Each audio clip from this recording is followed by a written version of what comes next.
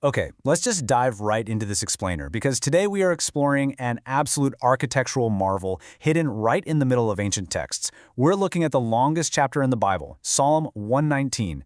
Whether you're a historian, a literature buff, or literally just someone fascinated by ancient poetry, the sheer construction and the emotional depth of this text is absolutely mind-blowing. It's a piece that has fascinated scholars for centuries, and today we're going to break it all down visually.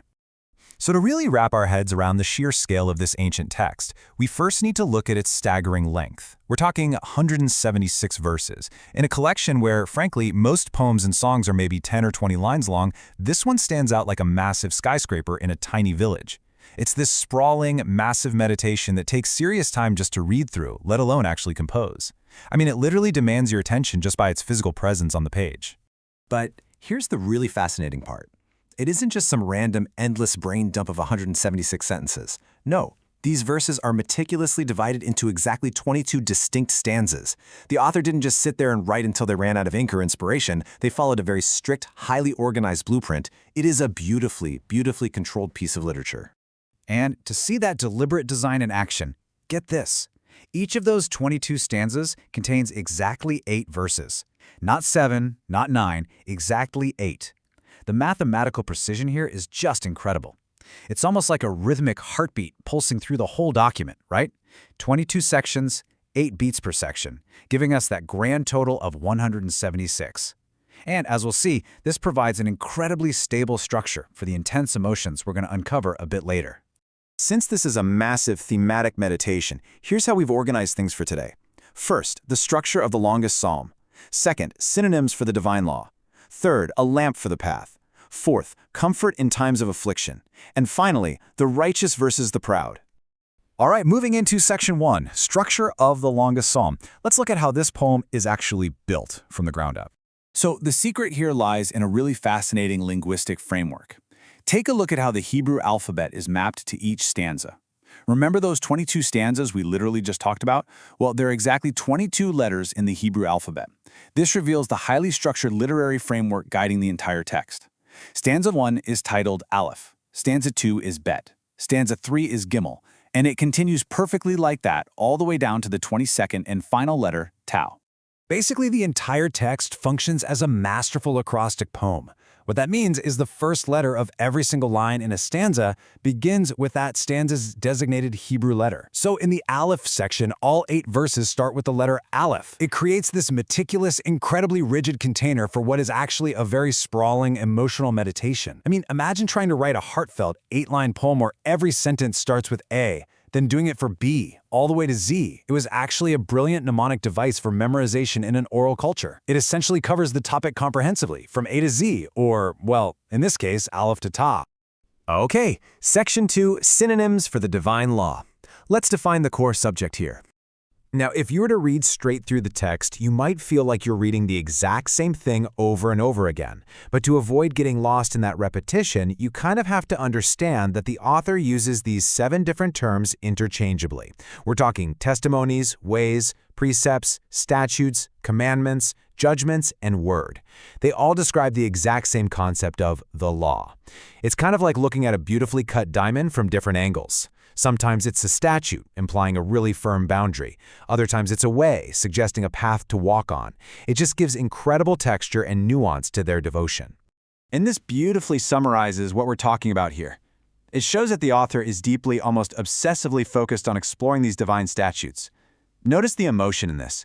They don't see the rules as some heavy burden. They don't say, "Oh, how I tolerate thy law." No, they love it. It consumes their thoughts all day long. And honestly, this completely flips our modern idea of rules on its head. To this ancient writer, the rules aren't restrictive at all. They are entirely life-giving. Which leads us perfectly into section 3, a lamp for the path. We're looking at the primary metaphor here. This provides the central visual through line for this entire explainer. It establishes that the law is absolutely not a restrictive burden or a set of heavy chains. It's a light source. And notice the brilliant double imagery happening here. A lamp unto my feet implies illuminating the very next immediate step you take, keeping you from tripping right now in the present moment. Meanwhile, a light unto my path suggests illuminating the broader, long-term journey ahead. It seamlessly covers both the micro and the macro moments of life. So instead of restricting movement, it acts as an illuminating tool. The very entrance of these words brings light and gives understanding even to the simple. You definitely don't need to be an ancient, elite scholar to benefit from it.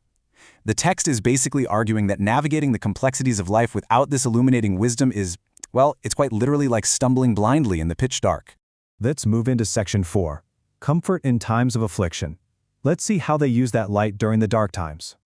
The poet absolutely does not shy away from expressing immense despair here. They say they have become like a bottle in the smoke. Now, what does that vivid imagery actually mean?